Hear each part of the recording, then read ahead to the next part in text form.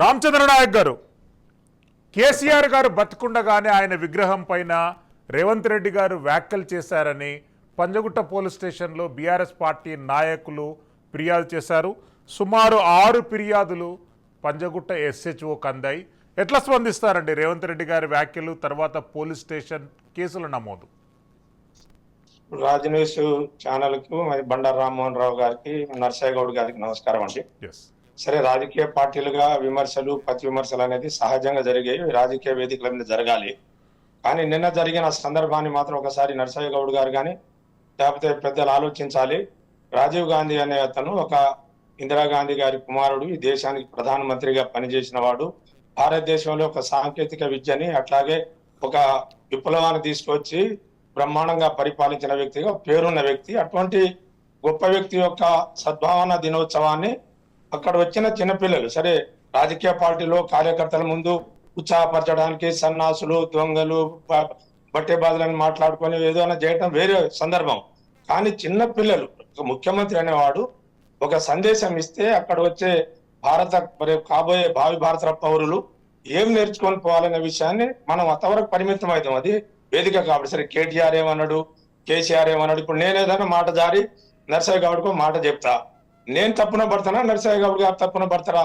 మళ్ళీ నర్సయ్య గౌడ్ గారు కూడా అదే చెప్తే ఇప్పుడు బండారు రామ్మోహన్ రావు గారు చెప్పిన నేను ఒక్కతో ఇట్లంటే నేను చెక్కతో ఇట్లా అన్నట్టుగా ఉంటది. అది ఎవరికి తగదు. అది ఏ రాజకీయ పార్టీల్లో కానీ మనిషిగా ఒక ముఖ్యమంత్రి తన స్థాయిలో ఒక రాజీవ్ గాంధీ జయంతి సందర్భాన్ని పురస్కరించుకొని బ్రహ్మాండమైన మెసేజ్ ఇవ్వాలి. ఆ కుటుంబ చరిత్ర కావచ్చు, రాజీవ్ గాంధీ చరిత్ర కావచ్చు, భావి భారత పౌరులుగా మీరు ఇట్లా చూసుకొని రాజీవ్ గాంధీ దేశం కోసం ప్రాణ త్యాగం చేసిండు, అటువంటి కుటుంబంలో ఉద్భవించిన వాడు అని చెప్పి ఆ సందేశం ఇచ్చి ఆ పిల్లల్ని పంపించాలండి. ఇంకో వేదిక పెట్టుకొని మీకు ఎంత కోపం ఉందో అంత మా మీద తిట్టండి, అప్పుడు మా చేతనైతే మేము ప్రతిఘటన చేస్తాం, లేకపోతే ఊకుంటే అది సందర్భం వేరు. కానీ ఆ సందర్భంలో చిన్నారి పిల్లల్ని కూసబెట్టుకొని 14 సంవత్సరాలు ఈ తెలంగాణ రాష్ట్రానికి, సరే ఇవాళ కాంగ్రెస్ పార్టీనో తెలుగుదేశం పార్టీనో కాదు, గతంలో పాలించిన వాళ్ళు ఈ తెలంగాణ సంస్కృతిని, ఈ తెలంగాణ యొక్క వనరుల్ని ధ్వంసం చేసి సర్వనాశనం చేసి మన భాషని, సంస్కృతిని, మనని అన్నిని విధ్వంసం చేసి అటువంటి యొక్క వాళ్ళని సాధించిన కేసీఆర్ లాంటి ఒక 10 సంవత్సరాలు ఈ రాష్ట్రాన్ని పరిపాలించి అనేక సంస్కరణలు, అనేక అభివృద్ధి సంక్షేమ కార్యక్రమాలు చేసి బతికుండా ఒక ప్రతిపక్ష నాయకుడిని పట్టుకొని నాకు తెలిసింది వాళ్ళ అయ్య విగ్రహం పెడతామనుకున్నాడు ఒక మాట ఒక ముఖ్యమంత్రి నోట, ఒక తోటి ముఖ్యమంత్రిగా ఈ రాష్ట్రాన్ని పరిపాలించిన ముఖ్యమంత్రిని పట్టుకొని వాళ్ళ అయ్యే చేస్తే పెడతాననుకున్నానే మాట మాట్లాడటం అనేది ఎంత నీచమైనది. అది పదజాలం వాడవచ్చునా? బండారం రామ్మోహన్ రావు లాంటిగా పెద్దలు ఆలోచించాలి. ఎందుకంటే సరే నేను రాజకీయ పార్టీలో ఉన్నా, నేను కూడా రేవంత్ రెడ్డి తన్నాడు కాబట్టి నేను ఇక్కడ అంటా అనేది వద్దు. ఎప్పుడైనా ఏ రాజకీయ పార్టీ అయినా ఆ పదజాలాలు వాడటం అనేది తప్పు.